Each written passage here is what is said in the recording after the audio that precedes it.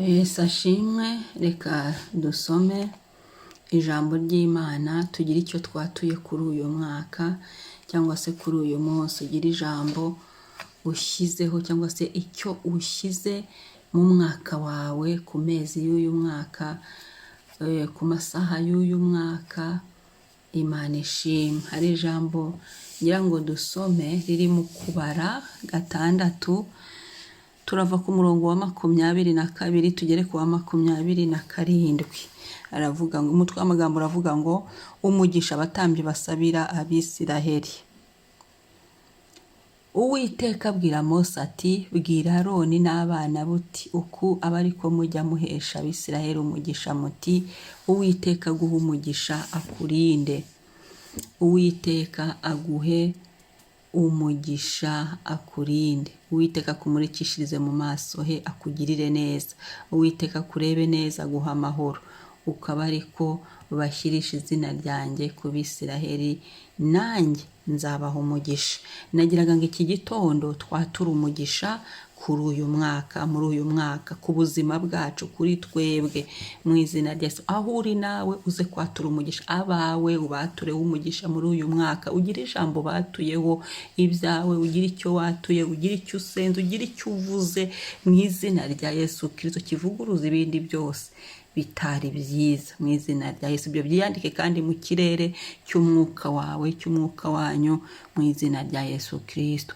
Irangira avuga ngo Uwiteka abwira Mose ati, bwira Aroni n'abana be. Wowe Aroni yari umutambyi, noneho nawe uri umutambyi w'urugo rwawe, uri umutambyi aho ngaho uri muri iyo famiye, uri umutambyi. Gira icyo watuye. Ngo Uwiteka, urabanza wisengere nawe kandi wiyatureho umugisha. Reka twisengere. Uwiteka aguhe umugisha akurinde. Reka dusenge. Mwami, turasabye ngo uyu mwaka uzaduhe umugisha kandi uzaturinde. Uzaturinde mu nzira zacu zose. Uzaduhe umugisha aho tuzerekeza amaboko yacu hose. Uzagendane natwe. Uzaduhe umugisha waduteguriye. Uzaduhe umugisha w'ibifatika. Uzaduhe umugisha wo mu mwuka. Uzaduhe umugisha w'amagara mazima. Uzaduhe umugisha uyu mwaka, buri kwezi uhereye mu kwa mbere kugera mu kwa 12 twatuyeho umugisha mu izina rya Yesu. Ibyari umuvumo biveho, ahubwo umugisha wawe. Hari imigisha y'abakijijwe, izomatane natwe. Hari imigisha y'ingo, izomatane natwe abafite ingo. Imigisha y'abana izomatane n'urubyaro rwacu mu izina rya Yesu Kristo. Icyo wahagurukiye cyose kijyanye n'umugisha, wahagurukije kijyanye n'umugisha, kidusohozweho kuwa bigambiriye. Aba ariko biba, ntagire ikigabanukaho, ntagire ikibura, ahubwo byose bizadusohozweho mu izina rya Yesu Kristo. Haleluya. Uturinde Mwami, uturindane n'abacu, uturindane n'imiryango yacu, uturindane n'inshuti zacu, uturindane n'ibyacu n'abacu mu izina rya Yesu. Uwiteka tumurikishirize mu maso hawe, utugirire neza Mwami. Mwami Imana, haleluya. Yesu, urushaho kutumurikishiriza mu maso hawe mu gihe nk'iki. Dusenge, dushake mu maso hawe kandi tukubone. Utumurikishirize mu maso hawe amasengesho yacu, amasengesho yo kugushaka n'umwete, amasengesho yo gushaka kukumenya, amasengesho atuma ibyaha bituvamo, amasengesho atuma turushaho gukiranuka, amasengesho yo gusengera mu kuri no mu mwuka, amasengesho yo guhagarara, amasengesho turushaho kwera imbuto, amasengesho mazima kubera umuvu guhumurira. Maze natwe Mwami utwiyereke, utumurikishirize mu maso hawe Mwami. Uyu mwaka uzatumurikishirize mu maso hawe, kuri buri kwezi Mwami, kuri buri tariki uzatumurikishirize mu maso hawe Mwami, kandi utugirire neza. Twatuye neza, kugirirwa neza nawe Mwami. Twakiriye neza yawe muri uyu mwaka, twakiriye kubona neza yawe. Ibiganza byacu bizabona neza yawe, ibiganza byacu bizabona ababigirira neza.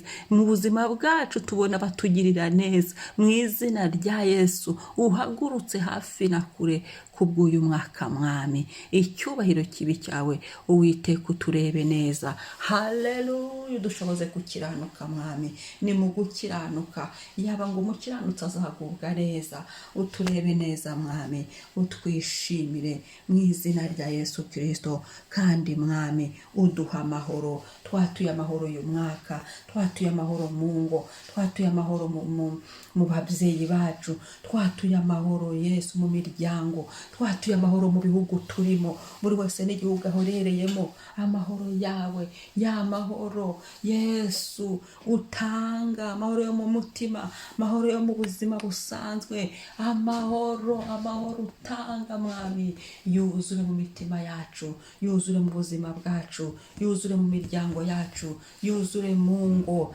yuzure mu bihugu turimo. Amahoro yawe mwami utugote, urinda bikemera, ni wowe urinda bya nyabyo mwami, uturindira umutekano, utubambira amahema mu izina rya Yesu Kristo. Ntabari twe, uneshe hafi na kure, turwanire intambara tuzi nizo tutazi, tubundikire mu mababa yawe mwami. Uyu mwaka uhereye muri uku kwezi kwa mbere uzagende wigaragaza, uzagende uhishura ibihishwe, uzagende usobanura ibidasobanutse, uzaturengere mwami mu izina rya Yesu.